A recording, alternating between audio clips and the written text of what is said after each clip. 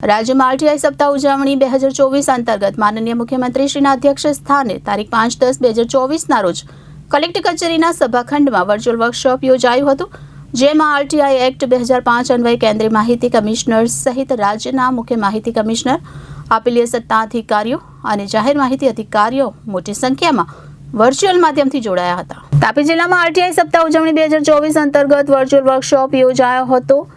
માનનીય મુખ્યમંત્રીશ્રીના અધ્યક્ષ સ્થાને યોજાયેલ વર્કશોપમાં અધિકારી અને કર્મચારીઓએ વર્ચ્યુઅલ ઉપસ્થિત રહી માર્ગદર્શન મેળવ્યું હતું। તો માનનીય મુખ્યમંત્રી ભૂપેન્દ્રભાઈ પટેલ ઉપસ્થિત તમામ માહિતી અધિકારીઓને સંબોધતા જણાવ્યું હતું કે માહિતી અધિકાર એક્ટ ખૂબ જ સારો છે, જેનો વિવેકપૂર્ણ ઉપયોગ થાય એ જરૂરી છે। દરેકે હકારાત્મક અભિગમ અપનાવવો જોઈએ। લોકશાહીમાં સર્વોપરી અને પ્રજાને જવાબદાર રાજતંત્ર છે, ત્યારે વહીવટમાં સતત ચાલનારી પ્રક્રિયામાં રાજ્ય સરકારે મહત્વની ભૂમિકા ભજવી છે।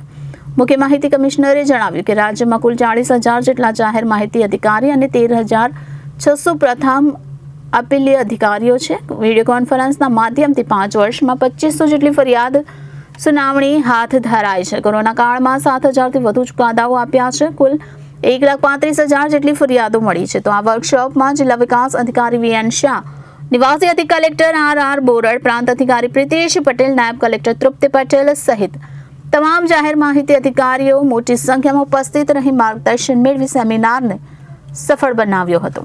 રિપોર્ટર આશીષ ગામિત, જનાદેશ ન્યૂઝ, તાપી।